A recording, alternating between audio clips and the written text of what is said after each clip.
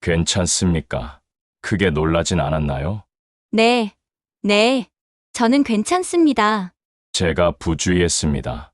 뒷차가 앞차 간격을 유지해야 하는데 회장님이시라면 비서님이나 기사님께 제가 직접 처리하는 게 맞습니다. 운전도 제가 했으니까요. 명함 한 장 드릴 테니 정비소 견적 받으시고 연락 주십시오. 잠깐만요. 이야기를 시작하기 전에 구독과 좋아요 버튼을 꼭 눌러주세요. 더 많은 이야기를 제작하는데 큰 도움이 됩니다. 그럼 이제 이야기를 시작하겠습니다. 오후 5시 반, 강남대로는 퇴근 차량들로 가득 차 있었다. 김소연은 핸들을 꽉 쥔 채 느린 차량 행렬 속에서 신경질적으로 한숨을 내쉬었다. 조수석에는 오늘 아침 급하게 챙긴 서류 가방이 놓여 있었고 그 위로 쏟아진 햇빛이 눈부시게 반사되고 있었다. 26. 대학을 졸업한 지 2년이 조금 넘었다. 중견 무역회사의 사원으로 일하며 매달 적금을 부으면서도 소연은 여전히 자신이 가난해서 완전히 벗어났다고 느끼지 못했다. 어린 시절 단 한 방에서 홀어머니와 함께 살았던 기억이 여전히 그녀를 짓눌렀다. 전기가 끊기던 날, 급식비를 내지 못해 선생님 앞에서 고개를 숙이던 순간들. 그 모든 것들이 악몽처럼 되풀이되지 않도록 소연은 끊임없이 자신을 채찍질했다. 그래서 이 차도 중요했다. 3년 할부로 구입한 소형 해치백이었지만 그녀에게는 성공의 첫 번째 증표였다. 비록 흰색 페인트가 곳곳에 긁혀 있고 조수석 문짝이 살짝 휘어 있었지만 그녀는 이 차를 정성껏 관리했다. 주말마다 손수 세차를 하고 방향제를 새 것으로 바꾸며 타이어 공기압까지 꼼꼼히 체크했다. 신호가 바뀌었다. 소연은 브레이크에서 발을 떼며 천천히 엑셀을 밟았다. 바로 그 순간이었다. 쿵! 둔탁한 소리와 함께 차체가 앞으로 밀렸다. 소연의 몸이 안전벨트에 걸려 튕겨났고 서류 가방이 바닥으로 떨어지며 내용물이 쏟아져 나왔다. 심장이 멎는 것 같았다. 뭐야라, 뭐야? 소연은 황급히 룸미러를 확인했다. 뒤에는 검은색 세단이 바짝 붙어 있었다. 제네시스 지구 10점 번호판 옆에는 기업 로고가 선명했다. 대한그룹, 국내 10대 재벌 중 하나였다. 손이 떨렸다. 보험 처리를 하려면 경찰을 불러야 하는데 상대가 저런 차라면 어떻게 될까? 혹시 자신에게 불리하게 처리되는 건 아닐까? 온갖 생각이 머릿속을 스쳤다. 뒷차의 운전석 문이 열렸다.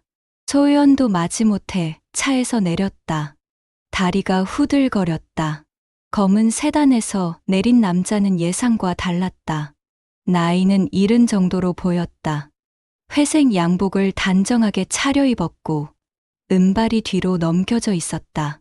얼굴에는 세월의 주름이 깊게 패여 있었지만 자세는 고닫고 눈빛은 날카로웠다. 그러나 그가 소연을 바라보는 시선에는 예상 밖의 온화함이 담겨 있었다. 괜찮습니까? 그의 첫 마디는 놀랍게도 사과가 아니라 안부였다. 소연은 당황해서 고개를 끄덕였다. 네, 저는 괜찮습니다. 크게 놀라진 않았나요? 제가 부주의했습니다. 신호를 보지 못하고 늦게 브레이크를 밟았어요. 소연은 어안이 벙벙했다.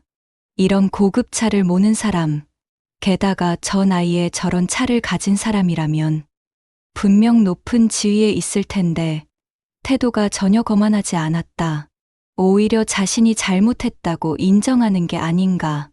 아, 아닙니다. 저도 갑자기 서서. 아니요. 뒷차가 앞차 간격을 유지해야 하는 게 맞습니다. 남자는 차 뒤쪽으로 걸어가 범퍼를 살폈다. 소연도 따라갔다. 흰색 범퍼에는 검은 페인트 자국이 선명하게 남아 있었다. 크게 찌그러지거나 깨진 곳은 없었지만 확실히 손을 봐야 할 상태였다. 보험 처리하시겠습니까? 남자가 물었다. 소연은 머뭇거렸다. 보험 처리를 하면 할증이 붙을 텐데 이 정도 수리비라면 차라리 자비로 처리하는 게 나을 수도 있었다. 하지만 상대가 먼저 잘못을 인정했으니 보험으로 처리하는 게 맞지 않을까. 그게 제 실수니까 제가 책임지겠습니다. 명함 한 장 드릴 테니 정비소 견적 받으시고 연락 주십시오. 제가 직접 처리하겠습니다. 남자는 주머니에서 명함 지갑을 꺼냈다. 검은 가죽에 금박으로 로고가 새겨진 고급스러운 물건이었다. 그는 명함 한 장을 뽑아 소연에게 건넸다. 소연은 명함을 받아들었다. 그리고 순간 숨이 멎었다. 정윤호, 대한그룹 회장. 재벌 그룹의 회장이 직접 운전을 하고 있었다는 말인가. 소연은 명함을 쥔 손이 저절로 떨리는 것을 느꼈다. 저기 회장님이시라면 비서님이나 기사님께. 아닙니다. 제가 직접 처리하는 게 맞습니다. 운전도 제가 했으니까요. 정윤호는 담담하게 말했다. 그의 눈빛은 진지했다. 거짓이나 형식적인 예의가 아니었다. 진심으로 책임을 지려는 태도였다. 그럼 명함 하나 주시겠습니까? 제가 연락드리겠습니다. 소연은 황급히 가방에서 명함을 꺼냈다. 손이 떨려 명함 케이스를 떨어뜨릴 뻔했다. 겨우 한 장을 건네자 정윤호는 그것을 정중히 받아들었다. 김소연 씨. 그가 그녀의 이름을 읽었다. 낮고 깊은 목소리였다. 그 순간 소연은 이상한 감정을 느꼈다. 자신의 이름이 그렇게 무겁게, 그렇게 또렷하게 불린 적이 있었던가. 네. 다시 한번 사과드립니다. 꼭 연락 주십시오. 정윤호는 고개를 숙여 인사했다. 그리고 차로 돌아가 시동을 걸었다. 검은 세단은 천천히 차선을 바꾸며 사라졌다. 소연은 한동안 그 자리에 서 있었다. 손에 쥔 명함을 내려다보았다. 정윤호, 대한그룹 회장. 언론에서 수없이 봤던 이름이었다. 냉철한 경영자, 무자비한 협상가, 권위적인 가부장. 그런 수식어들이 따라붙는 사람이었다. 그런데 방금 그 사람은 자신에게 고개를 숙였다. 그날 밤, 소연은 원룸에 돌아와서도 명함을 계속 들여다보았다. 책상 위 작은 스탠드 불빛 아래에서 금박 글씨가 은은하게 빛났다. 미쳤나 봐. 소연은 중얼거렸다. 단순한 교통사고였다. 그것도 경미한 접촉사고. 보험 처리하거나 합의금 받으면 끝날 일이었다. 그런데 왜 자꾸 그 사람의 얼굴이 떠오르는 걸까? 은발, 깊은 주름, 고든 자세, 그리고 무엇보다 그 눈빛. 소연은 냉장고에서 캔맥주를 꺼내 마셨다. 찬 기운이 목을 타고 내려갔지만 머릿속은 여전히 복잡했다. 핸드폰이 울렸다. 엄마였다. 소연아, 밥은 먹었니? 응, 엄마, 먹었어. 오늘 퇴근 늦었다며. 힘들지? 괜찮아. 일이 좀 밀려서 그래. 그래도 건강 챙겨야지. 엄마가 반찬 좀 해놨는데 주말에 가져갈까? 아니, 괜찮아. 엄마도 무릎 안 좋잖아. 무리하지 마. 전화를 끊고 나서 소연은 긴 한숨을 내쉬었다. 엄마는 여전히 시장 구석의 작은 반찬 가게를 운영하고 있었다. 무릎이 안 좋아 병원에 가야 한다고 했지만 치료비가 부담스러워 차일피일 미루고 있었다. 소연이 용돈을 드리면 내가 모아야지라며 받지 않으려 했다. 소연은 천장을 올려다보았다. 형광등이 희미하게 깜빡이고 있었다. 언제 갈아야 하는데 귀찮아서 미루고 있었다. 가난은 지독했다. 단순히 돈이 없는 것만이 아니었다. 선택의 여지가 없다는 것, 미래를 계획할 수 없다는 것, 언제나 불안에 떨어야 한다는 것, 그 모든 것이 가난이었다. 소연은 다시 명함을 집어들었다. 정윤호, 그는 아마도 가난이 무엇인지 모를 것이다. 태어날 때부터 풍요로운 환경에서 자랐을 것이고, 원하는 것은 무엇이든 가질 수 있었을 것이다. 그런데 왜 그 사람은 자신에게 그렇게 정중했을까? 핸드폰을 들고 망설이다가 소연은 결국 메시지를 보내기로 했다. 안녕하세요. 오늘 사고 당사자 김소연입니다. 정비소 견적받고 연락드리겠습니다. 메시지를 보내고 나서 소연은 핸드폰을 책상 위에 던졌다. 곧바로 답장이 올 리 없었다. 회장이라는 사람이 직접 핸드폰을 확인할 리도 없고 비서가 관리하고 있을 것이다. 그런데 5분도 지나지 않아 답장이 왔다. 네, 김소연 씨. 편하신 시간에 연락 주십시오. 다시 한번 사과드립니다. 정윤호. 소연은 핸드폰을 뚫어져라 바라보았다. 직접 답장을 보낸 것이다. 회장이 직접. 가슴이 두근거렸다. 이유를 알 수 없는 떨림이었다. 다음 날 소연은 회사 근처 정비소에 차를 맡겼다. 사장은 범퍼를 살피더니 고개를 끄덕였다. 범퍼 교체하고 도색하면 되겠네요. 한 80만 원 정도 나올 겁니다. 그 정도면 되나요? 네. 크게 손상된 건 아니에요. 깔끔하게 해드릴게요. 소연은 견적서를 받아들고 정윤호에게 전화를 걸었다. 벨이 2번 울리자 곧바로 연결되었다. 여보세요, 김소연 씨. 목소리가 들렸다. 낮고 차분한 음성. 직접 전화를 받은 것이다. 아, 네. 회장님. 견적 받았습니다. 얼마나 나왔습니까? 80만 원이요. 알겠습니다. 제가 직접 계좌로 송금해 드리겠습니다. 계좌번호 알려주시겠어요? 소연은 당황했다. 보통 이런 경우 보험사나 비서를 통해 처리하는 게 아닌가. 그런데 직접 송금한다니. 아, 네, 잠시만요. 소연은 계좌번호를 불러주었다. 정윤호는 또박또박 받아 적는 듯 했다. 확인했습니다. 오늘 중으로 송금하겠습니다.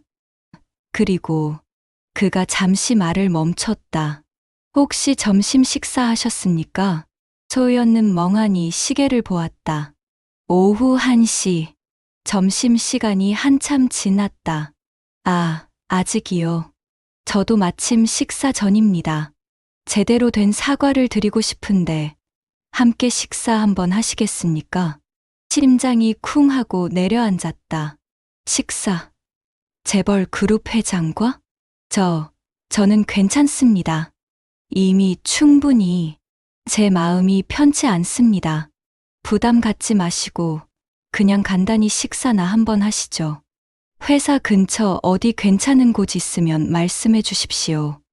거절하기 어려운 분위기였다. 아니, 사실 소연은 거절하고 싶지 않았다. 이상하게도 그의 제안이 불편하지 않았다. 오히려 설렜다. 그럼 회사 근처에 조용한 한식당이 있는데 좋습니다. 주소 보내주시면 제가 찾아가겠습니다. 2시에 뵙겠습니다. 전화가 끊겼다. 소연은 한동안 핸드폰을 귀에 댄 채 서 있었다. 식당은 회사 뒷골목에 자리한 작은 한정식집이었다. 널찍한 룸이 몇 개 있어서 조용히 식사하기 좋았다. 소연은 평소 회사 사람들과 가끔 오는 곳이었다. 정윤호는 정확히 2시에 도착했다. 검은 세단이 골목 입구에 멈춰섰고 그가 홀로 내렸다. 운전사나 비서 없이 혼자였다. 늦지 않았습니까? 아니요. 제가 일찍 왔어요. 소연은 그를 룸으로 안내했다. 주인 아주머니가 반갑게 맞아주었다. 어서 오세요. 특별한 손님이신가 봐요? 네. 오늘 좋은 것으로 부탁드려요. 주인 아주머니는 능숙하게 상을 차렸다. 된장찌개, 제육볶음, 각종 나물 반찬들. 소박하지만 정갈한 상차림이었다. 정윤호는 자리에 앉으며 주위를 둘러보았다. 좋은 곳이군요. 조용하고 회사 사람들이랑 가끔 와요. 음식이 맛있어서요. 그렇군요. 그는 숟가락을 들었다. 그리고 된장찌개를 한 입 떠서 맛보았다. 표정이 부드러워졌다. 구수하네요. 오래간만에 이런 집밥 같은 음식을 먹습니다. 집에서는 안 드세요? 집엔 요리사가 있긴 한데, 뭐랄까 너무 정성스럽게 만든 음식이라 부담스러울 때가 있어요. 이런 게 오히려 편합니다. 소연은 고개를 끄덕였다. 재벌가의 삶이란 게 겉으로 보기엔 화려하지만 실제로는 불편할 것이다. 언제나 격식을 차려야 하고 시선을 의식해야 하고 편하게 행동할 수 없을 것이다. 김소연 씨는 어떤 일을 하십니까? 정윤호가 물었다. 소연은 잠시 망설이다가 대답했다. 무역회사에서 일해요. 사원이에요. 무역 쪽이군요. 힘들지 않습니까? 힘들죠. 근데 괜찮아요. 일 자체는 재밌어요. 그렇다면 다행입니다. 일을 즐길 수 있다면 반은 성공한 거니까요. 소연은 그를 바라보았다. 70이라는 나이가 무색하게 그의 눈빛은 여전히 살아 있었다. 피곤해 보이긴 했지만 생기를 잃지 않은 눈이었다. 회장님은 일이 재미있으세요? 대답 대신 정윤호는 웃었다. 쓸쓸한 미소였다. 예전엔 재미있었습니다. 지금은 글쎄요. 의무처럼 느껴질 때가 많습니다. 그럼 그만두시면 안 돼요? 소연은 자신도 모르게 그렇게 물었다. 그리고 곧 후회했다. 너무 무례한 질문이었다. 회장이라는 위치를 쉽게 내려놓을 수 있는 게 아닐 텐데. 하지만 정윤호는 기분 나빠하지 않았다. 오히려 진지하게 대답했다. 그만두고 싶을 때가 많습니다. 하지만 책임이란 게 있어서요. 수만 명의 직원들, 그들의 가족들, 협력업체들. 제가 그만두면 그 사람들이 흔들립니다. 힘드시겠어요? 힘들죠. 하지만 선택한 길이니까요. 둘은 잠시 말없이 식사를 이어갔다. 어색하지 않았다. 오히려 편안했다. 마치 오래 알던 사람과 밥을 먹는 것 같았다.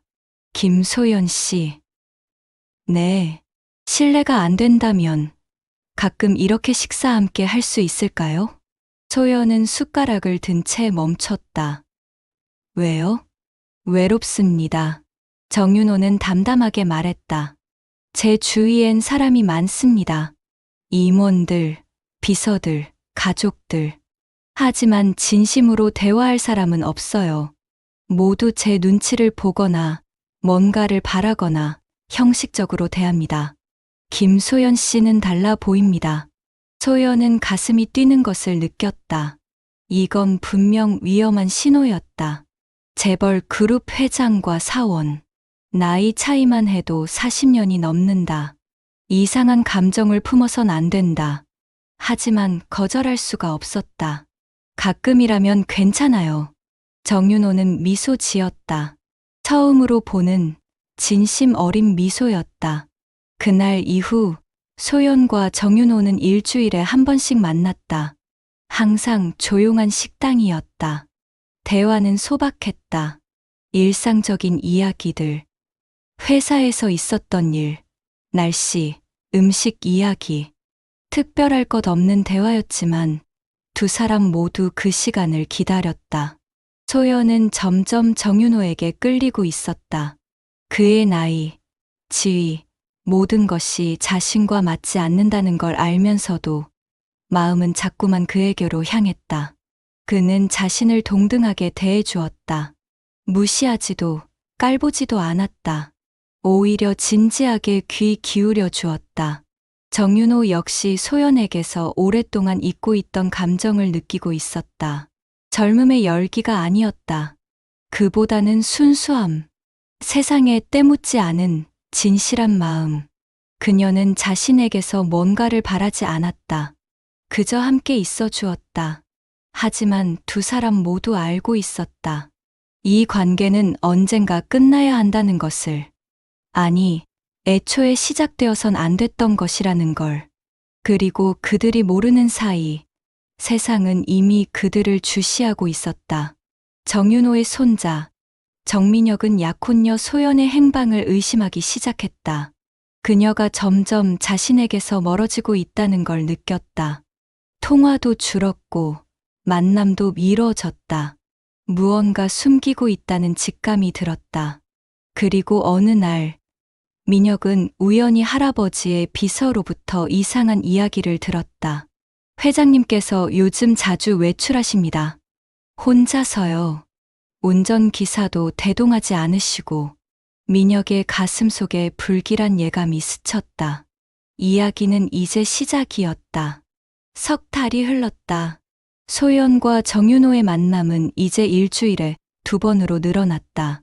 처음엔 식사였지만 점차 산책으로, 때로는 조용한 카페에서의 차 한 잔으로 변해갔다. 두 사람은 조심스러웠다. 사람이 많은 곳은 피했고 언제나 한적한 장소를 택했다. 소연은 자신이 위험한 선을 넘고 있다는 것을 알았다. 하지만 멈출 수가 없었다. 정윤호와 함께 있을 때 그녀는 자신이 단순한 사회 초년생이 아니라 한 사람의 인간으로 존중받는다고 느꼈다. 그는 그녀의 이야기에 귀 기울였고 그녀의 생각을 진지하게 받아들였다. 정윤호 역시 마찬가지였다. 수십 년간 권력의 정점에서 살아온 그에게 소연은 신선한 바람이었다.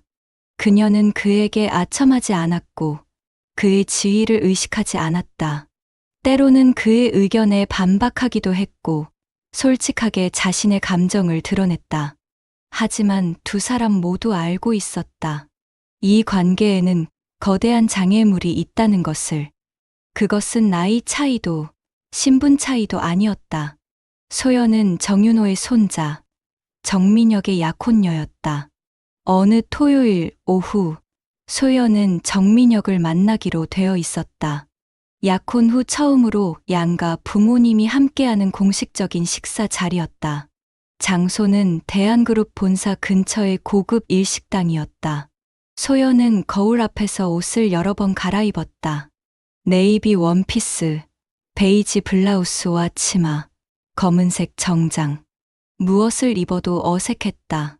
아니, 사실 문제는 옷이 아니었다. 자신이 정민혁의 약혼녀 자격이 있는지, 그 자리에 설 수 있는지조차 확신이 서지 않았다. 핸드폰이 울렸다. 정윤호였다.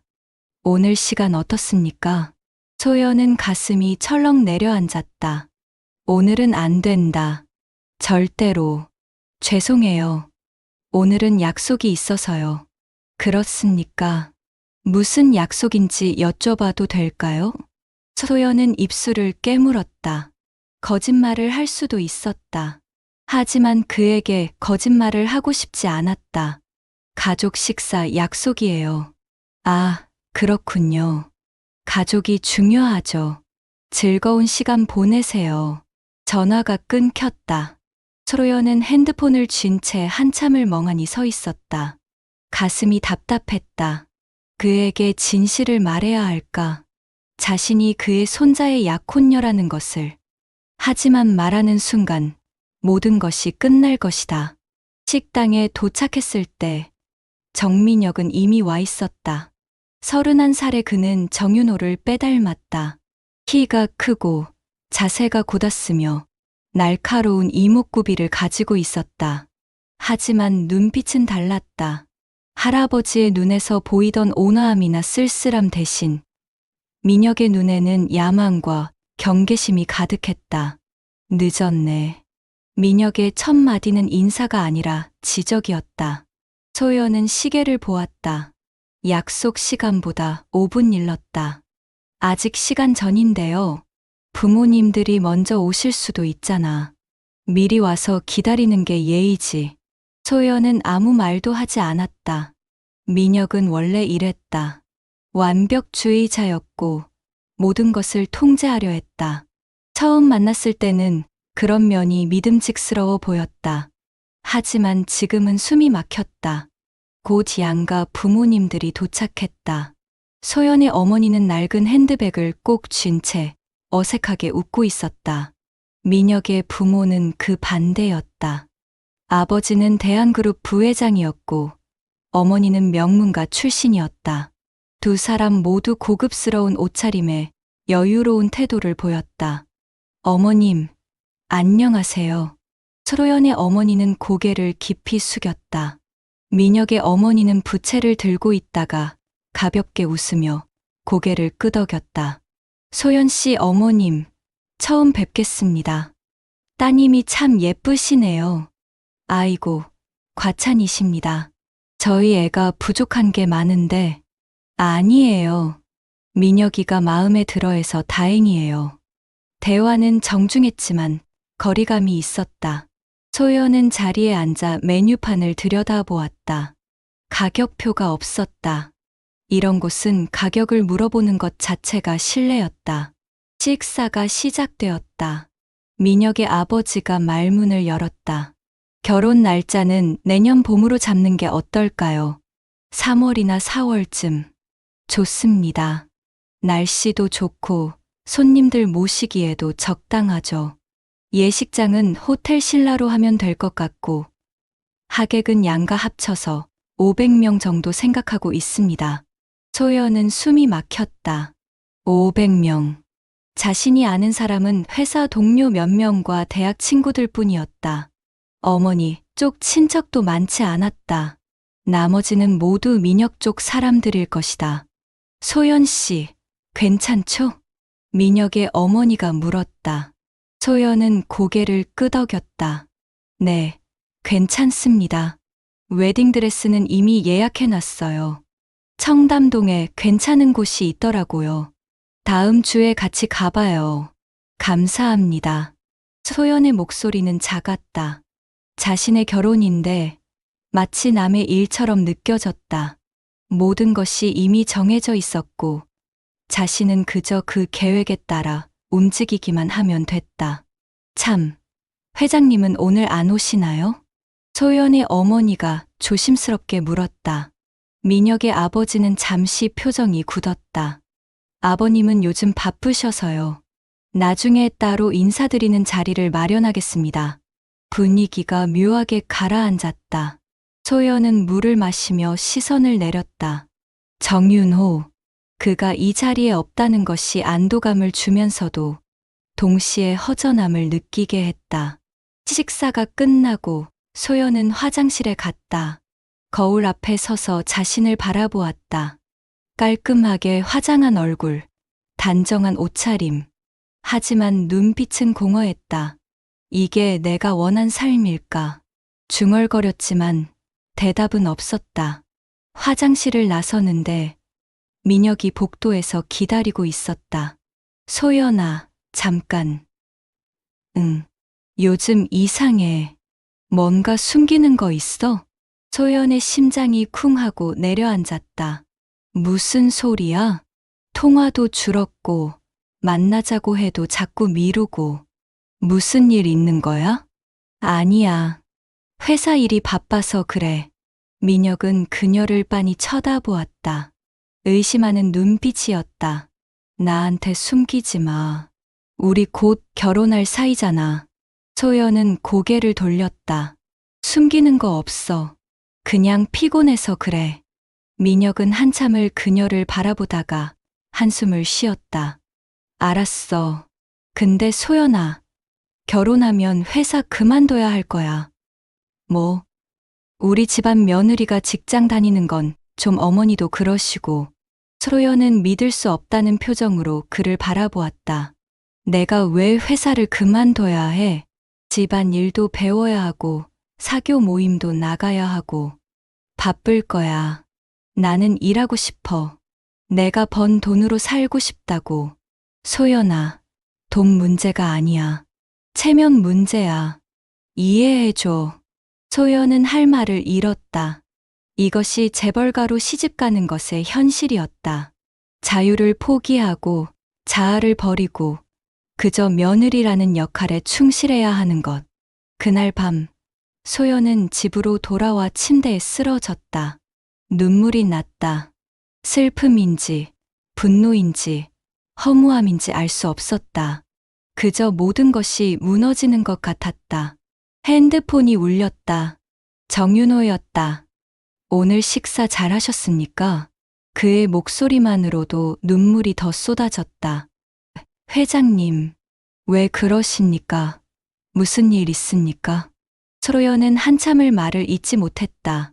그리고 마침내 입을 열었다. 저 사실은 진실을 말해야 했다. 더 이상 숨길 수 없었다. 저 약혼했어요. 결혼 앞두고 있어요. 전화기 너머로 침묵이 흘렀다. 길고 무거운 침묵이었다. 그렇군요. 정윤호의 목소리는 담담했다. 하지만 소연은 느낄 수 있었다. 그 목소리에 담긴 상처를. 상대가 누구입니까? 소연은 입술을 깨물었다. 이제 와서 말할 수 있을까? 하지만 거짓말은 더 이상 할 수 없었다. 정민혁 씨예요. 대한그룹 정민혁. 다시 침묵. 그리고 정윤호는 낮게 웃었다. 쓸쓸한 웃음이었다. 내 손자군요. 죄송해요. 진작 말씀드렸어야 했는데. 아니요. 제가 물어봤어야 했습니다. 김소연 씨, 나이도 적당하고 약혼했다고 하니 당연히 그럴 수 있는 일이죠. 회장님, 괜찮습니다. 이해합니다. 하지만 그의 목소리는 괜찮지 않았다. 소연은 그것을 알았다. 저 이제 만나지 말아야 할까요? 전화기 너머로 긴 한숨이 들렸다. 만나지 말아야겠죠. 그게 맞습니다. 하지만 그는 말을 멈췄다. 하지만 저는 김소연 씨를 보고 싶습니다. 이기적인 건 알지만 그래도 보고 싶습니다. 소연의 눈에서 눈물이 흘렀다. 저도요. 저도 회장님을 보고 싶어요. 두 사람은 한동안 아무 말 없이 전화기를 쥐고 있었다. 서로의 숨소리만이 들렸다. 내일 저녁 시간 되십니까? 정윤호가 물었다. 네, 시간 낼게요. 평소 가던 곳에서 만나죠. 네. 전화를 끊고 소연은 베개에 얼굴을 묻었다. 자신이 무엇을 하고 있는지 알았다. 배신이었다. 민혁에 대한 배신이고 어머니에 대한 배신이고 무엇보다 자신에 대한 배신이었다. 하지만 멈출 수가 없었다. 다음 날 저녁 두 사람은 한강변의 작은 카페에서 만났다. 해가 지고 있었다. 붉은 노을이 강물에 비쳐 일렁이고 있었다. 오랜만입니다. 정윤호가 말했다. 하루밖에 지나지 않았지만 마치 몇 주는 지난 것 같았다. 네. 소연은 그를 마주 보았다. 그의 얼굴에는 피로가 역력했다. 아마 어젯밤 잠을 못 잤을 것이다. 김소연 씨, 제가 한 가지 물어봐도 될까요? 네. 민혁을 사랑합니까? 소연은 대답하지 못했다. 사랑. 그녀는 민혁을 사랑한 적이 있었던가? 처음 만났을 때는 좋아했다. 능력 있고 자신감 넘치고 미래가 보장된 남자였다. 결혼하면 안정된 삶을 살 수 있을 것 같았다. 하지만 사랑이었을까? 잘 모르겠어요. 그녀는 솔직하게 대답했다. 그럼 왜 결혼하려고 합니까? 안정 때문이에요. 가난에서 벗어나고 싶어서요. 어머니를 편하게 해드리고 싶어서요. 정윤호는 고개를 끄덕였다. 이해합니다. 현실적인 선택이죠. 비겁한 거 아닌가요? 아닙니다. 누구나 살기 위해 선택을 합니다.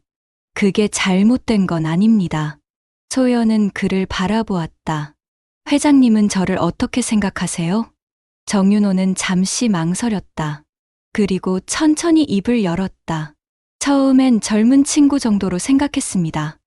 대화가 편하고 함께 있으면 마음이 편안한 사람. 하지만 지금은 그는 강물을 바라보았다. 사랑하게 된 것 같습니다. 소연의 심장이 멎는 것 같았다. 그게 얼마나 잘못된 감정인지 알고 있습니다. 나이도, 상황도, 모든 게 맞지 않죠. 게다가 당신은 내 손자의 약혼녀입니다. 더 이상 금기시될 수 없는 관계죠. 회장님, 하지만 감정은 제어할 수 없더군요. 당신을 보고 싶고, 목소리를 듣고 싶고, 함께 있고 싶습니다. 이 나이에 이런 감정을 느낄 줄은 몰랐습니다. 소연은 눈물을 참았다. 저도 회장님을 사랑해요. 그 말을 하는 순간 모든 것이 돌이킬 수 없게 되었다. 두 사람은 서로를 바라보았다. 강 건너편에서 불빛이 하나둘 켜지기 시작했다. 이제 어떻게 해야 할까요? 소연이 물었다. 정윤호는 쓸쓸하게 미소 지었다. 모르겠습니다. 하지만 당분간은 이대로 만나고 싶습니다. 당신이 괜찮다면요. 괜찮아요. 두 사람은 손을 잡았다. 주름진 손과 젊은 손. 어울릴 수 없는 조합이었지만 그 순간만큼은 완벽했다. 하지만 그들은 몰랐다. 멀지 않은 곳에서 누군가가 그들을 지켜보고 있다는 것을. 검은 차 안에서 정민혁은 쌍안경을 내려놓고 이를 갈았다. 의심은 확신이 되었다. 그리고 분노가 타오르기 시작했다.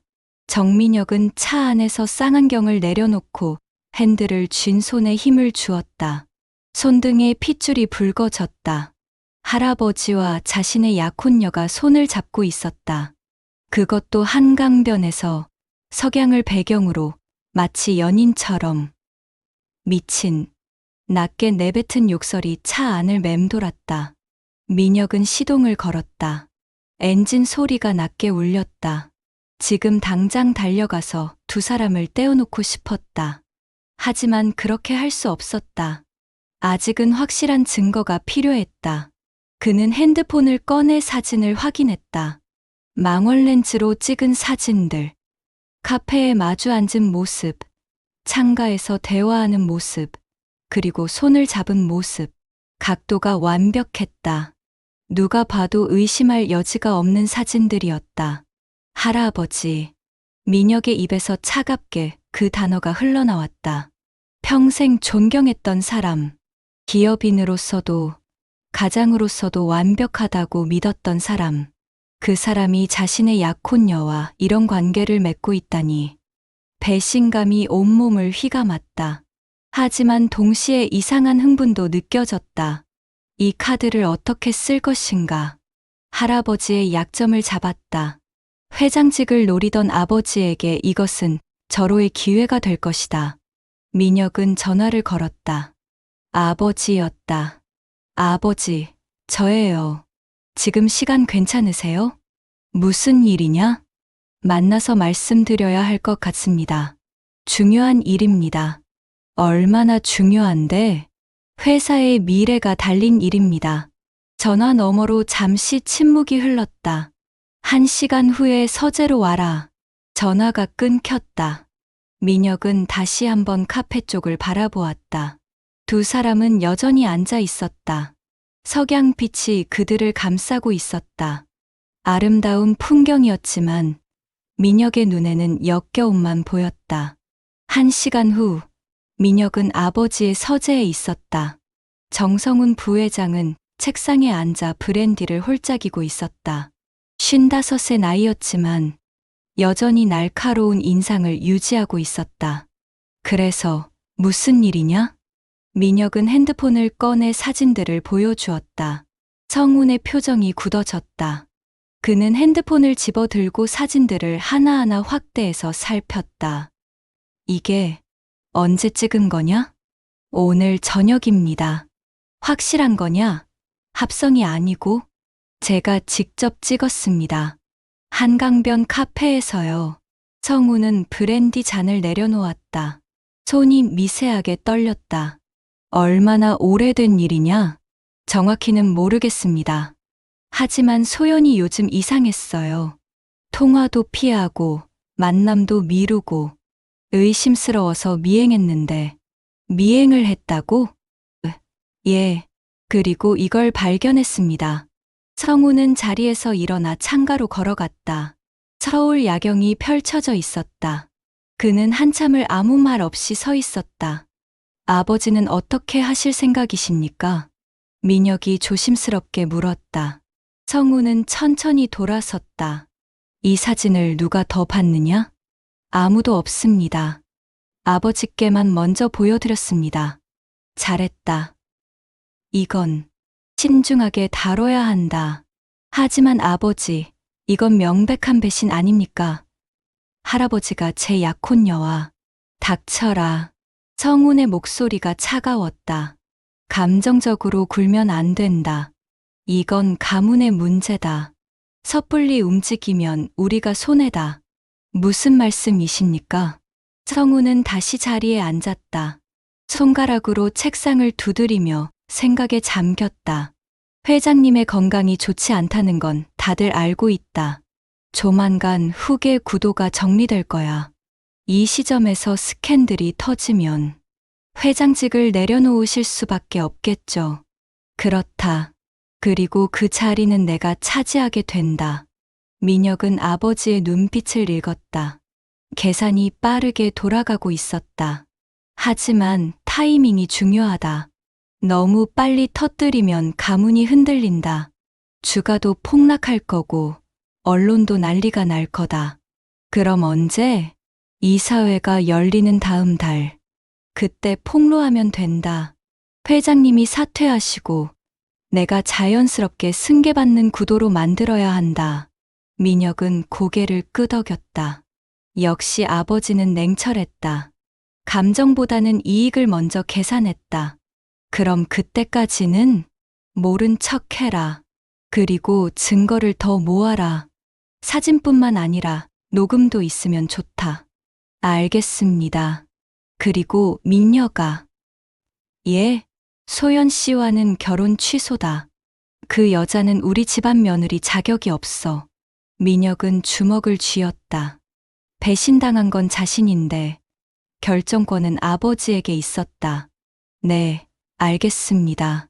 이틀 후 정윤호는 본사 회장실에 앉아 있었다. 창밖으로 서울 시내가 내려다 보였다. 그는 서류를 보고 있었지만 내용이 머리에 들어오지 않았다. 자꾸만 소연의 얼굴이 떠올랐다. 비서가 노크했다. 회장님, 민혁 이사님께서 뵙고 싶다고 하십니다. 윤호는 잠시 망설였다. 민혁을 마주할 자신이 없었다. 하지만 피할 수는 없었다. 들어오라고 해. 문이 열리고 민혁이 들어왔다. 그의 얼굴은 평소보다 굳어 있었다. 할아버지, 안녕하세요. 그래, 앉아라. 무슨 일이냐? 민혁은 앉으며 할아버지를 빤히 쳐다보았다. 윤호는 그 시선을 피하고 싶었지만 그럴 수 없었다. 할아버지, 요즘 건강은 어떠세요? 괜찮다. 왜? 요즘 자주 외출하신다고 들었습니다. 혼자서요. 윤호의 손이 멈췄다. 그게 문제냐? 아니요. 다만 걱정이 되어서요. 운전도 직접 하신다고 하던데 혹시 무슨 일 있으신 건 아닌지. 걱정 마라. 아무 일 없다. 민혁은 미소를 지었다. 차갑고 날카로운 미소였다. 그렇다니 다행이네요. 저는 할아버지께서 외로우신가 봐 걱정했습니다. 외롭진 않다. 그래도 누군가와 시간을 보내시는 것 같아 안심했습니다. 윤호는 민혁의 눈을 똑바로 바라보았다. 그의 눈빛에서 뭔가를 읽었다. 의심. 아니, 확신. 무슨 말이 하고 싶은 거냐? 아무것도 아닙니다. 그냥 할아버지께서 행복하셨으면 좋겠다는 말씀입니다. 민혁은 자리에서 일어났다. 그럼 업무 보시느라 바쁘실 텐데 이만 가보겠습니다. 민혁아. 문을 열려던 민혁이 멈췄다. 소연 씨는 잘 지내느냐? 민혁의 등이 굳었다. 그는 천천히 돌아섰다. 잘 지내는 것 같습니다. 할아버지께서는 어떻게 아세요? 그냥, 네, 약혼녀니까. 아, 그렇군요. 걱정해 주셔서 감사합니다. 근데 할아버지. 혹시 할아버지께서도 소연을 만나신 적 있으세요? 침묵이 흘렀다. 윤호는 대답하지 못했다. 그냥 궁금해서 여쭤본 겁니다. 좋은 하루 되세요. 민혁은 나갔다. 문이 닫히고 윤호는 의자에 깊숙이 몸을 기댔다. 가슴이 답답했다. 민혁이 알고 있다. 확실하다. 윤호는 핸드폰을 집어들었다. 소연에게 전화를 걸려다가 멈췄다. 지금 전화하면 안 된다. 누가 듣고 있을지 모른다. 그날 밤, 소연은 집에서 드라마를 보고 있었다. 하지만 내용이 머리에 들어오지 않았다. 자꾸만 정윤호가 생각났다. 마지막으로 만난 지 이틀이 지났다. 연락도 없었다. 핸드폰이 울렸다. 민혁이었다. 소연은 한참을 망설이다가 전화를 받았다. 여보세요? 소연아, 나야. 응, 무슨 일이야? 주말에 시간 있어. 우리 어디 다녀올까? 소연은 당황했다. 민혁이 먼저 데이트를 제안하는 것은 드문 일이었다. 갑자기? 그냥 너랑 시간 보내고 싶어서. 요즘 바빴잖아. 미안해. 목소리가 평소와 달랐다. 더 부드럽고 더 다정했다. 하지만 소연은 이상한 느낌을 받았다. 어디 갈 건데? 내가 좋아하는 곳으로 가자. 제주도 어때? 1박 2일로. 제주도? 응. 우리 약혼한 후로 제대로 된 여행도 못 갔잖아. 이번 기회에 가자. 소연은 거절하고 싶었다. 하지만 거절할 이유가 없었다. 아니, 거절하면 더 의심받을 것이다.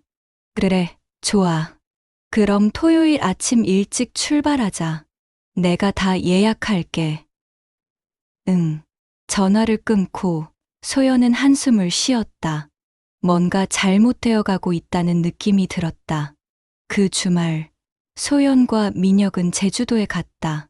날씨는 화창했고, 바다는 푸르렀다. 민혁은 평소와 달리 다정했다. 손을 잡아주고, 사진도 찍어주고, 웃기도 했다. 하지만 소연은 편하지 않았다. 그의 다정함이 진심이 아니라는 걸 느꼈다. 마치 연기하는 것 같았다. 둘째 날 저녁, 해변을 걷던 중 민혁이 입을 열었다. 소연아, 우리 결혼하면 행복할 수 있을까? 소연은 걸음을 멈췄다. 갑자기 왜 그래? 그냥 궁금해서. 너는 나를 사랑해? 소연은 대답할 수 없었다. 민혁은 그녀를 똑바로 바라보았다. 대답 못하는 거 보니까 답은 나온 것 같네. 민혁아, 괜찮아. 나도 확신이 없거든. 우리 결혼, 사랑 때문이 아니잖아. 그럼 왜 하려는 거야? 민혁은 쓴웃음을 지었다. 너는 안정을 원하고 나는 적당한 파트너를 원했으니까. 서로 필요한 거 채워주는 거지 뭐. 그게 결혼이야? 재벌가에서는 그래. 사랑은 사치야. 소연은 가슴이 아팠다. 민혁의 말이 맞았다. 이것은 거래였다. 사랑이 아니었다. 근데 말이야, 소연아. 민혁의 목소리가 차갑게 변했다. 혹시 다른 사람 있어? 소연의 심장이 멎었다. 무슨 소리야? 요즘 내가 이상해. 딴 생각하는 것 같고, 나한테 집중하지 않는 것 같고, 기분 탓이야. 정말?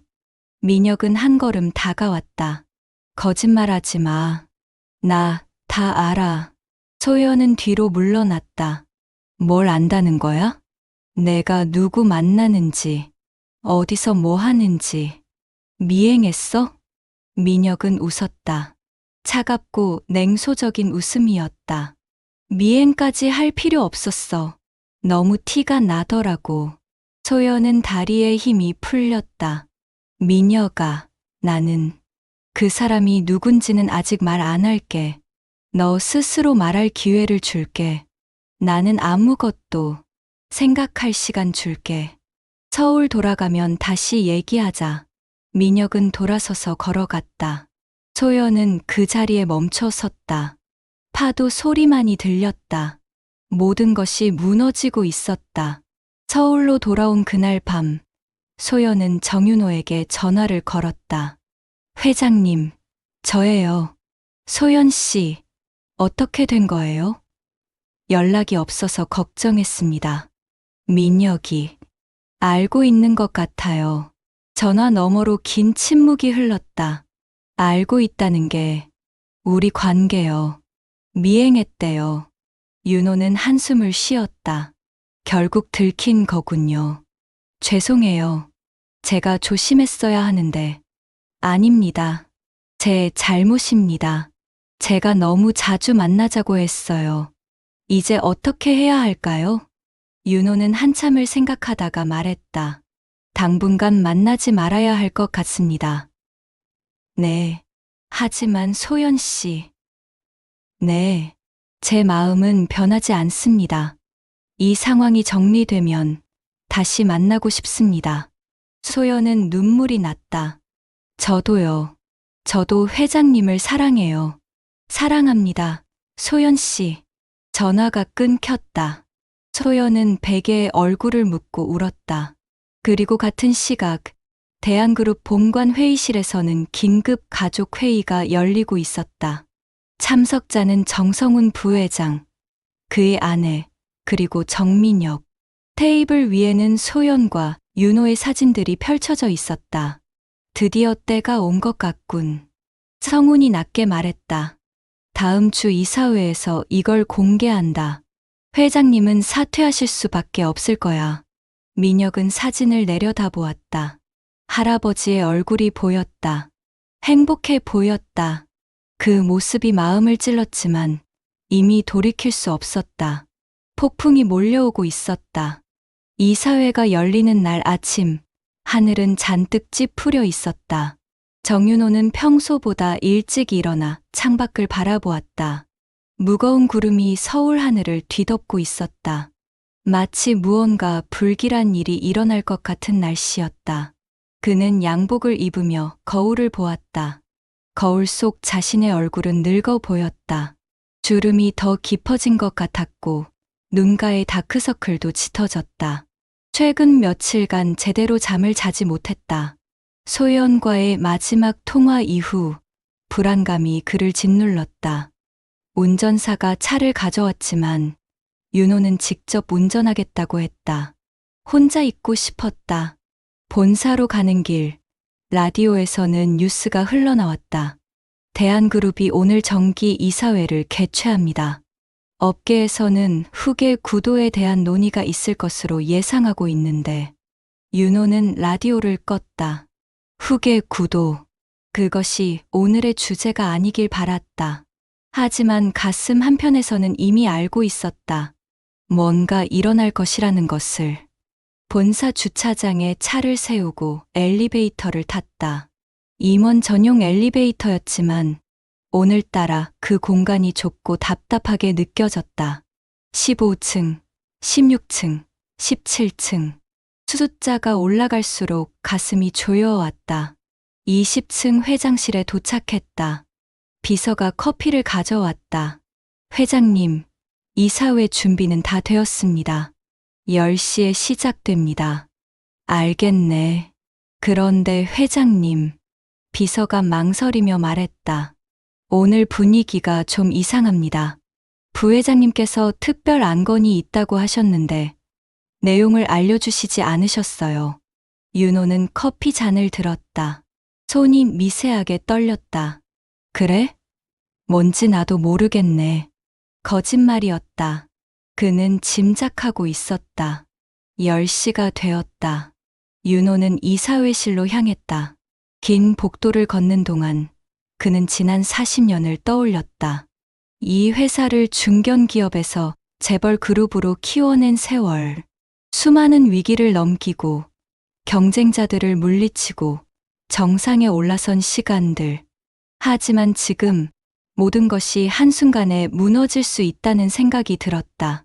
이사회실 문을 열자 이미 모든 이사들이 자리에 앉아 있었다. 정성훈 부회장도 정민혁도 있었다. 민혁은 윤호와 눈이 마주치자 재빨리 시선을 돌렸다. 회장님, 앉으십시오. 윤호는 상석에 앉았다. 분위기가 평소와 달랐다. 긴장감이 감돌았고 몇몇 이사들은 서로 눈빛을 주고받고 있었다. 그럼 이사회를 시작하겠습니다. 윤호가 말했다. 오늘 안건은 회장님. 성훈이 손을 들어 말을 가로막았다. 제가 먼저 말씀드릴 게 있습니다. 윤호는 아들을 바라보았다. 성훈의 얼굴은 단단했다. 무슨 안건인가? 회장님의 도덕성에 관한 문제입니다. 회의실이 얼어붙었다. 몇몇 이사들이 숨을 죽였다. 도덕성? 네. 최근 회장님께서 부적절한 관계를 맺고 계시다는 제보가 들어왔습니다. 윤호의 심장이 쿵 하고 내려앉았다. 무슨 소리인가? 증거가 있습니다. 성우는 노트북을 열었다. 스크린에 사진들이 나타났다. 한강변 카페에서 소연과 함께 있는 모습, 손을 잡은 모습, 식당에서 마주 앉은 모습. 윤호는 숨이 멎는 것 같았다. 이 여성은 김소연 씨입니다. 그리고 성훈이 잠시 멈췄다가 말했다. 민혁의 약혼녀입니다. 이사회실이 술렁거렸다. 몇몇 이사들이 소곤거리기 시작했다. 이건 명백한 배신 행위입니다. 손자의 약혼녀와 부적절한 관계를 맺는다는 것은 가문의 명예를 실추시키는 일입니다. 윤호는 아무 말도 할 수 없었다. 변명할 수 있을까? 사실을 부인할 수 있을까? 하지만 증거가 너무 명확했다. 회장님, 해명하실 말씀 있으십니까? 한 이사가 물었다. 윤호는 천천히 입을 열었다. 사실입니다. 회의실이 다시 술렁거렸다. 인정하시는 겁니까? 인정합니다. 김소연 씨와 관계를 맺었습니다. 어떤 관계입니까? 윤호는 성훈을 똑바로 바라보았다. 사랑하는 관계입니다. 성훈의 얼굴이 굳었다. 사랑. 손자의 약혼녀를 사랑한다고요? 나이가 많다고 사랑하면 안 되는 건가? 신분이 높다고 감정을 가져선 안 되는 건가? 그런 문제가 아닙니다. 도덕적으로, 윤리적으로 용납될 수 없는 일입니다. 그럼 자네는 평생 도덕적으로만 살았나? 권력을 위해 수단과 방법을 가리지 않고 살아온 자네가 나한테 도덕을 말하는가? 성훈의 얼굴이 붉어졌다. 지금 이 상황에서 그런 말씀을 하십니까?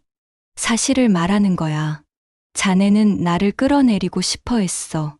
오래전부터. 이번 일은 좋은 핑계가 된 거지. 핑계라니요. 이건 명백한 스캔들입니다. 윤호는 자리에서 일어났다. 좋다. 내가 잘못했다. 하지만 후회하지 않는다. 뭐라고요? 김소연 씨를 만난 건 내 인생에서 가장 행복한 시간이었다. 그 시간을 부정하고 싶지 않다. 민혁이 자리에서 일어났다. 할아버지, 그 여자는 저희 약혼녀였어요. 어떻게 그럴 수 있으세요? 윤호는 손자를 바라보았다. 민혁의 눈에는 분노와 상처가 가득했다. 미안하다, 민혁아. 할아버지가 잘못했다. 미안하다고 끝입니까? 저는 할아버지를 존경했어요. 본받고 싶었어요. 그런데 민혁의 목소리가 떨렸다. 그런데 할아버지가 저를 배신했어요. 제 약혼녀를 빼앗아 갔어요. 빼앗은 게 아니다. 우리는 서로 사랑했다. 사랑. 그게 변명이 됩니까? 윤호는 대답하지 못했다. 민혁의 말이 맞았다. 사랑이라는 이유로 모든 게 정당화될 수는 없었다. 성훈이 다시 입을 열었다. 회장님, 이 상황에서 회장직을 유지하실 수는 없습니다. 사퇴해 주십시오. 사퇴. 네. 가문의 명예를 위해서라도, 회사의 이미지를 위해서라도 물러나셔야 합니다. 윤호는 이사들을 둘러보았다. 몇몇은 고개를 끄덕이고 있었다. 몇몇은 시선을 피했다. 아무도 그를 편들지 않았다. 알겠네. 윤호는 낮게 말했다. 사퇴하겠네. 회의실이 조용해졌다. 하지만 한 가지만 말하겠네. 나는 이 회사를 40년간 이끌어왔네. 위기 때마다 몸을 던졌고, 직원들을 지켰고, 회사를 키웠네. 그런데 한 번의 실수로 모든 것이 부정당하는 게 맞는가? 아무도 대답하지 않았다. 좋다. 물러나겠네. 하지만 기억하게. 권력은 영원하지 않다는 것을. 오늘 나를 끌어내린 자네들도 언젠가는 같은 운명을 맞을 거야. 윤호는 회의실을 나갔다. 문이 닫히는 소리가 크게 울렸다. 그날 오후 뉴스가 터졌다. 속보입니다. 대한그룹 정윤호 회장이 전격 사퇴를 선언했습니다. 개인적인 사유라고 밝혔지만 업계에서는 내부 갈등설이 제기되고 있습니다. 대한그룹 주가가 급락하고 있습니다. 회장 사퇴 소식에 투자자들이 불안해하고 있는 것으로 보입니다. 소연은 회사에서 뉴스를 보고 있었다. 손이 떨렸다. 이게 자신 때문이라는 것을 알았다. 핸드폰이 울렸다. 민혁이었다. 소연아, 뉴스 봤지? 응, 만나자. 지금 당장. 민혁아, 나는 변명하지 마. 만나서 얘기하자. 전화가 끊겼다. 소연은 가방을 들고 회사를 나섰다. 동료들이 수군거리는 소리가 들렸지만 신경 쓸 여유가 없었다. 1시간 후 소연은 민혁이 지정한 카페에 도착했다. 한적한 곳이었다. 민혁은 이미 와 있었다. 그의 얼굴은 창백했고 눈빛은 날카로웠다. 앉아. 소연은 그 앞에 앉았다. 민혁아, 미안해. 정말 미안하다고. 그게 끝이야. 민혁의 목소리는 차가웠다. 넌 나를 배신했어. 할아버지를 유혹했고 가문을 망쳤어. 유혹한 게 아니야. 우리는 사랑했다고 할 거야? 소연은 고개를 숙였다. 그래, 사랑했어. 민혁은 비웃었다. 사랑. 70 노인과 26 여자가. 그게 사랑이라고 생각해? 나이가 뭐가 중요해? 우리는 진심이었어. 진심. 돈 때문 아니었어? 소연의 얼굴이 굳었다. 무슨 소리야? 넌 가난했잖아. 재벌가에 시집와서 안정되고 싶었잖아. 근데 손자보다 할아버지가 더 나았던 거야? 권력이 더 세니까. 그런 게 아니야. 소연은 소리쳤다. 나는 정말 회장님을 사랑했어. 그분은 나를 사람으로 봐줬어. 돈이나 신분으로 보지 않고 그냥 나 자체를 봐줬어. 그럼 나는 널 어떻게 봤는데? 소연은 대답하지 못했다. 민혁의 눈에 상처가 스쳤다. 나도 널 사랑했어, 소연아. 내 나름대로. 서툴렀을지 몰라도 진심이었어. 민혁아. 하지만 넌 날 선택하지 않았어. 할아버지를 선택했지. 소연은 눈물이 흘렀다. 미안해. 정말 미안해. 민혁은 자리에서 일어났다. 우리 약혼은 파기야.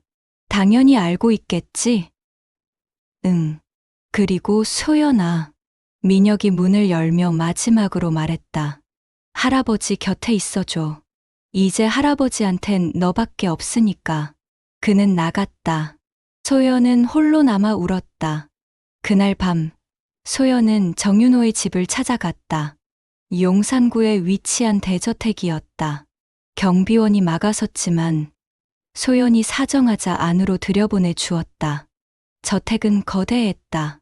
정원을 지나 현관에 도착했을 때 집사가 나왔다. 손님이십니까? 정윤호 회장님을 뵙고 싶습니다. 지금은 회장님께서 부탁드립니다. 꼭 뵈야 해요. 집사는 망설이다가 안으로 들어갔다. 잠시 후 돌아와서 안내했다. 서재로 오십시오. 소연은 따라갔다. 긴 복도를 지나 서재에 도착했다. 문이 열리자 정윤호가 창가에 서 있었다. 뒷모습이 쓸쓸해 보였다. 회장님. 윤호가 돌아섰다. 그의 얼굴은 지쳐 보였다. 소연 씨, 왜 왔습니까? 걱정돼서요. 뉴스 보고. 괜찮습니다. 이미 예상한 일이었습니다. 제 잘못이에요.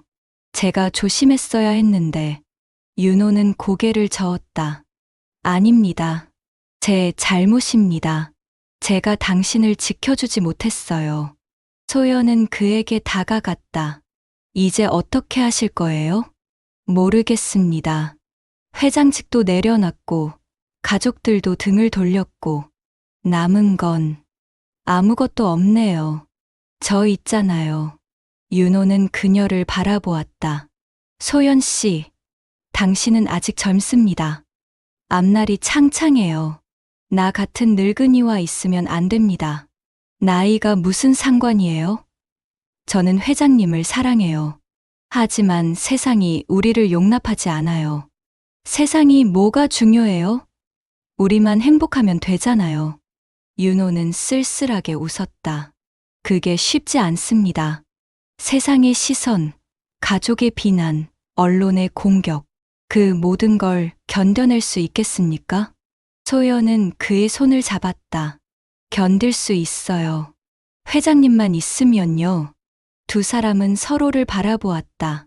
창밖으로 비가 내리기 시작했다. 빗방울이 창문을 두드렸다. 소연 씨. 네. 후회하지 않습니까? 나를 만난 걸. 소연은 고개를 저었다. 절대 후회 안 해요. 회장님을 만난 건 제 인생 최고의 일이었어요. 윤호는 그녀를 끌어안았다. 오랜만에 느끼는 온기였다. 두 사람은 그렇게 한동안 서 있었다. 하지만 그들은 몰랐다.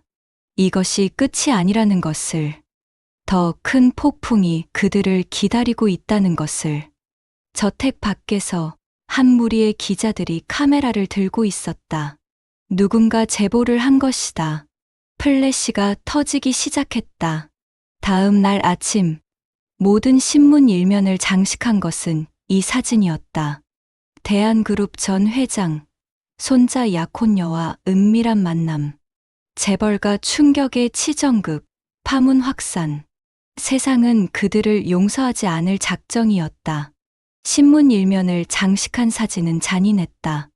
저택 창가에서 포옹하는 두 사람의 실루엣. 비록 얼굴은 명확하지 않았지만 누가 봐도 정윤호와 김소연이라는 것을 알 수 있었다. 70대 재벌 회장, 손자 약혼녀와 금지된 사랑, 대한그룹 추락, 도덕성 논란의 주가 10% 급락, 재벌가 치정극, 국민 분노 폭발. 아침 뉴스는 온통 이 이야기뿐이었다. 앵커들은 심각한 표정으로 도덕적 해이를 비판했고, 패널들은 재벌의 특권 의식을 성토했다. 이 인터넷 댓글은 더 잔인했다. 역겹다. 손자 약혼녀를 건드리다니. 저 여자도 문제다. 돈 때문에 노인한테 붙은 거 아냐? 재벌들은 정말 인간성이 없네. 가문도 없고. 대한그룹 불매해야 한다. 이런 사람들 부자 만들어줄 순 없지. 소연은 원룸에 틀어박혀 있었다. 회사는 무기한 휴가를 냈다. 아니, 사실상 해고나 다름없었다. 상사가 전화로 말했다. 소연 씨, 회사 입장이 곤란합니다. 당분간 나오지 마세요. 언론이 난리예요. 현관문 밖에는 기자들이 진을 치고 있었다. 초인종이 쉴 새 없이 울렸고 문을 두드리는 소리가 끊이질 않았다. 김소연 씨, 정윤호 회장과의 관계에 대해 한 말씀만 해주세요. 언제부터 만나셨습니까? 결혼할 생각이십니까? 소연은 커튼을 쳐놓고 어둠 속에 앉아 있었다. 핸드폰은 꺼놨다. 어머니에게서 온 부재 중 전화가 37통이었다. 감히 전화를 걸 수가 없었다. 냉장고에는 먹을 것이 없었다. 배달도 시킬 수 없었다.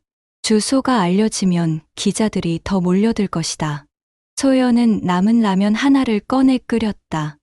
뜨거운 국물을 마시며 눈물이 흘렀다. 이게 사랑의 대가인가?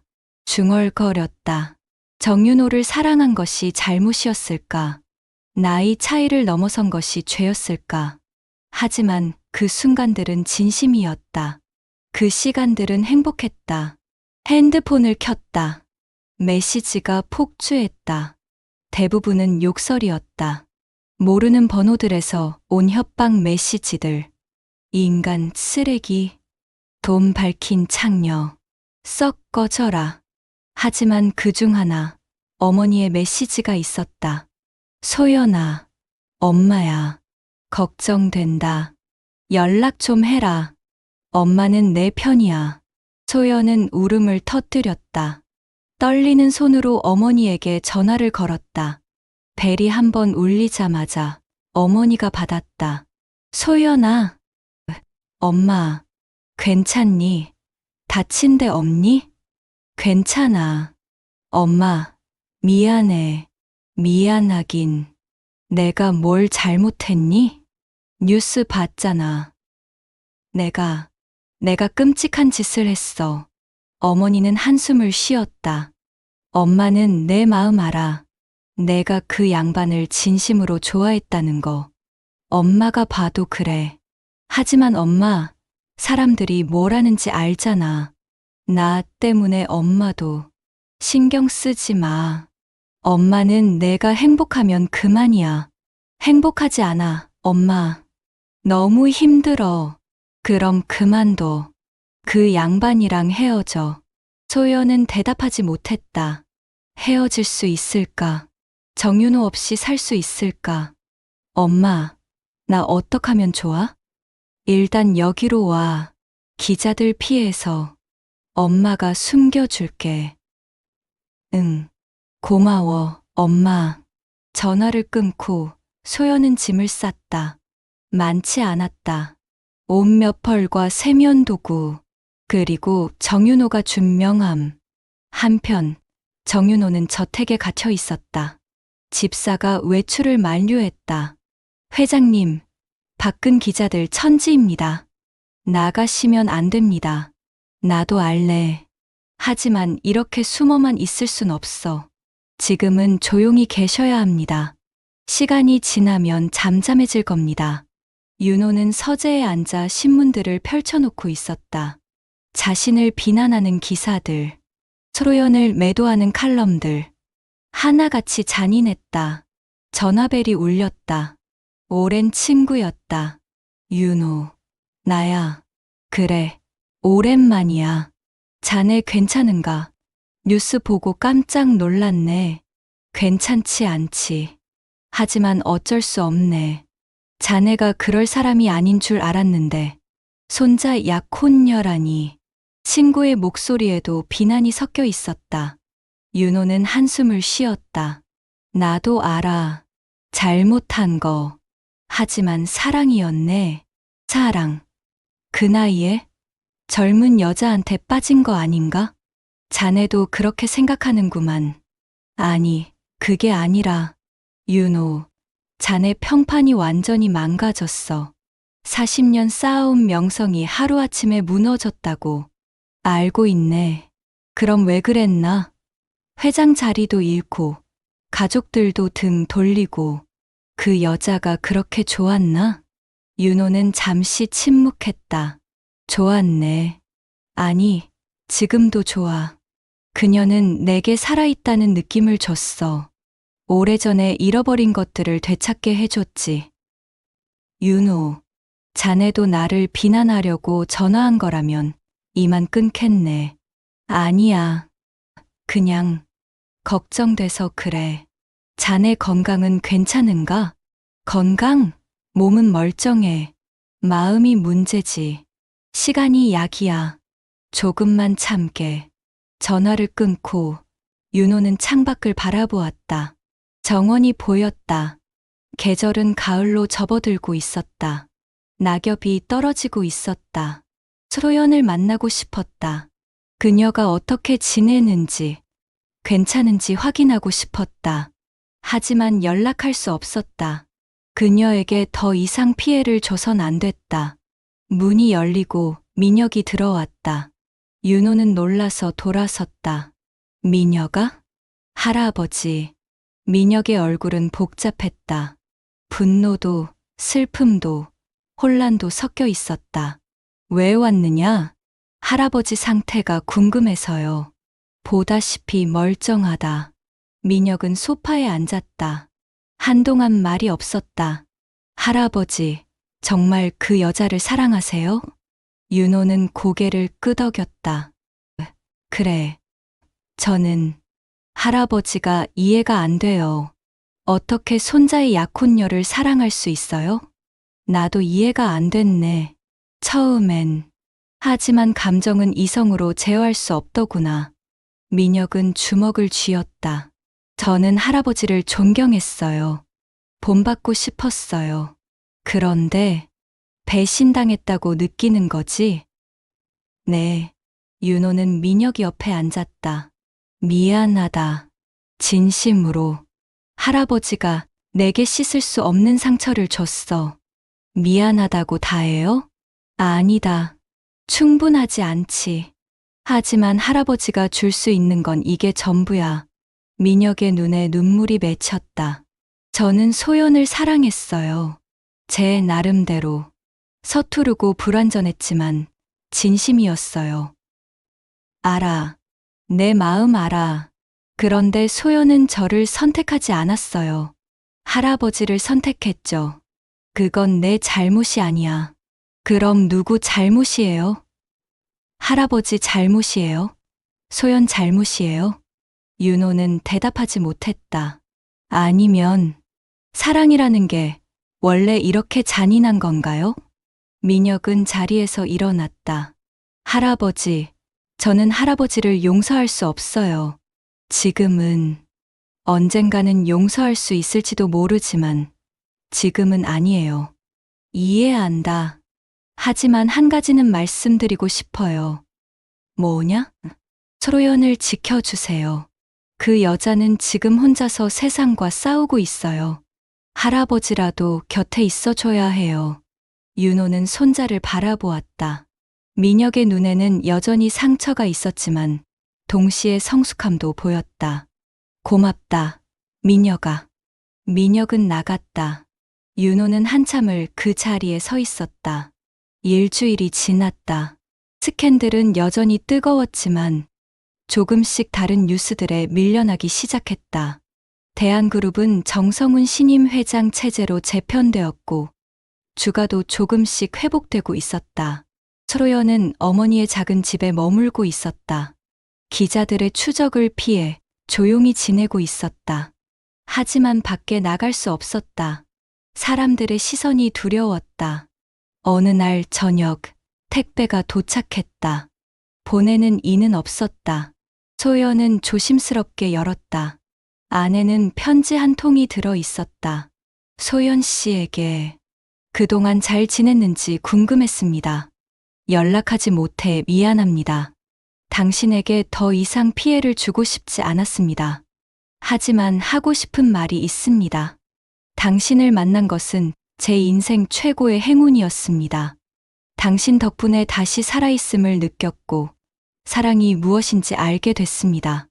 세상은 우리를 비난합니다. 도덕적으로 잘못됐다고, 용서할 수 없다고 말합니다. 어쩌면 그들이 맞을지도 모릅니다. 하지만 제 마음만큼은 진심이었습니다. 소연 씨, 이제 당신은 자유롭습니다. 나를 떠나세요. 새로운 삶을 사세요. 젊은 사람을 만나 행복하게 사세요. 나는 괜찮습니다. 혼자서도 잘 살 수 있습니다. 당신의 행복을 빕니다. 정윤호. 소연은 편지를 읽으며 눈물을 흘렸다. 자유? 새로운 삶. 그런 건 원하지 않았다. 그녀가 원하는 건 오직 하나, 정윤호였다. 소연은 어머니에게 말했다. 엄마, 나 회장님한테 가야 해. 어머니는 고개를 끄덕였다. 그래, 가거라. 내 마음 따라가. 하지만 사람들은 상관없어. 내가 행복하면 그만이야. 소연은 어머니를 껴안았다. 고마워, 엄마. 그날 밤 소연은 택시를 타고 정윤호의 저택으로 향했다. 기자들은 이미 떠난 뒤였다. 현관문을 두드리자 집사가 나왔다. 소연 씨, 회장님 뵙고 싶어요. 집사는 망설이다가 고개를 끄덕였다. 정원에 계십니다. 소연은 정원으로 갔다. 달빛 아래 정윤호가 벤치에 앉아 있었다. 낙엽이 그의 주위에 쌓여 있었다. 회장님. 윤호가 돌아섰다. 그의 얼굴에 놀라움이 스쳤다. 소연 씨, 왜 여기? 편지 받았어요. 소연은 그에게 다가갔다. 나를 떠나라고 하셨죠. 그래야 당신이 행복할 거야. 아니에요. 회장님 없이는 행복할 수 없어요. 하지만 소연 씨, 세상은 상관없어요. 소연은 그의 손을 잡았다. 저는 회장님을 사랑해요. 나이가 많든, 신분이 다르든, 세상이 뭐라 하든 상관없어요. 윤호의 눈에 눈물이 맺혔다. 후회하지 않겠어요? 절대 후회 안 해요. 힘들 거예요. 우리 앞길은 험난할 거예요. 괜찮아요. 함께라면요. 두 사람은 포옹했다. 달빛이 그들을 비추고 있었다. 그로부터 몇 달이 지났다. 스캔들은 점차 잊혀져 갔다. 세상에는 더 자극적인 뉴스들이 나타났고 사람들의 관심은 옮겨갔다. 정윤호와 소연은 조용히 살았다. 서울을 떠나 제주도의 작은 집에 자리 잡았다. 바다가 보이는 곳이었다. 윤호는 더 이상 회장이 아니었다. 그저 평범한 노인이었다. 아침에 일어나 산책을 하고 소연과 함께 식사를 하고 책을 읽었다. 소박하지만 평화로운 삶이었다. 소연은 작은 카페를 열었다. 관광객들이 가끔 들렀고 단골 손님들도 생겼다. 그녀는 행복했다. 어느 봄날 민혁이 찾아왔다. 오랜만이었다. 할아버지, 민혁아, 왔구나. 두 사람은 악수를 나눴다. 어색했지만 예전보다는 부드러웠다. 잘 지내시는 것 같네요. 그래, 나름 행복하게 살고 있어. 민혁은 카페 안을 둘러보았다. 소연이 커피를 내리고 있었다. 소연 씨도 잘 지내는 것 같고요. 그래, 걔도 행복해 하더구나. 민혁은 미소 지었다. 쓸쓸하지만 진심 어린 미소였다.